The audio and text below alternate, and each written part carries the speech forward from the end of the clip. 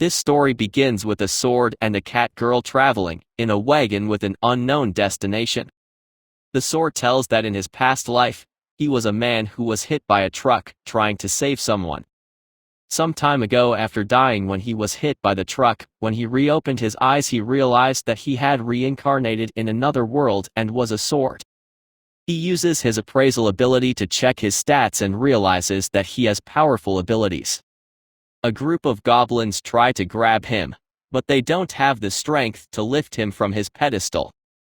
He gets mad at them and uses his telekinesis ability to quickly kill them.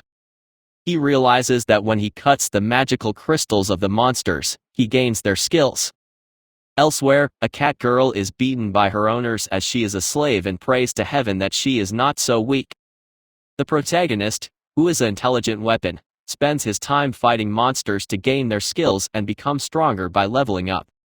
Elsewhere, the cat girl attempts to attack her owners, but is stopped by an order from her owner that activates her slave collar, preventing her from moving. The intelligent sword is confronted by a powerful monster, called Glutton Slime, which is a boss of an area where he is located. He manages to defeat the slime by cutting its magic crystal and thus gaining its dimensional storage and instant regeneration skills. He then fights against the other 3 bosses of the different areas, thus leveling up and gaining new abilities. He accidentally falls into a place whose ground absorbs his magical power, and he is unable to use his abilities to move. Desperate for someone to find him and help him, he levels up skills such as cooking and fire magic. Days later, the caravan in which the cat girl is traveling with other slaves and their owners is attacked by a 2-headed bear monster. One of the owners forces the slaves to fight against the 2-headed bear and orders them not to run away. That slave master is killed by the 2-headed bear, allowing the cat girl to move. The bear hits the cat girl and throws her away. When she is desperate for her lack of power, she hears a voice and sees a sword stuck in the ground. When she touches the sword, she hears a voice in her head coming from the sword, asking her to pull the sword out of the ground and the sword will help her kill the 2-headed bear.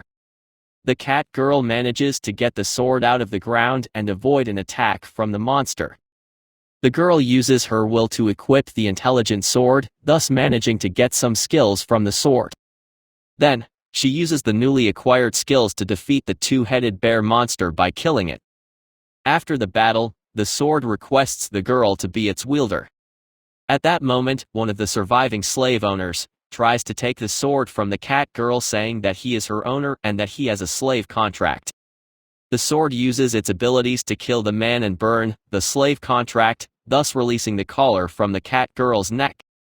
She agrees to be the wielder of the intelligent sword. She tells the sword that her goal is to evolve, because her race, the black cats, have never managed to evolve, so she wants to fulfill the wish of her deceased parents. Later as they travel, she says that her name before being a slave was Fran. He, being a nameless sword, asks her to give him a name. She decides to name the sword Teacher, since he promised to teach her how to fight. Back in the present, they both travel in a wagon to a city. I hope you liked the recap. If so, don't forget to subscribe and like it.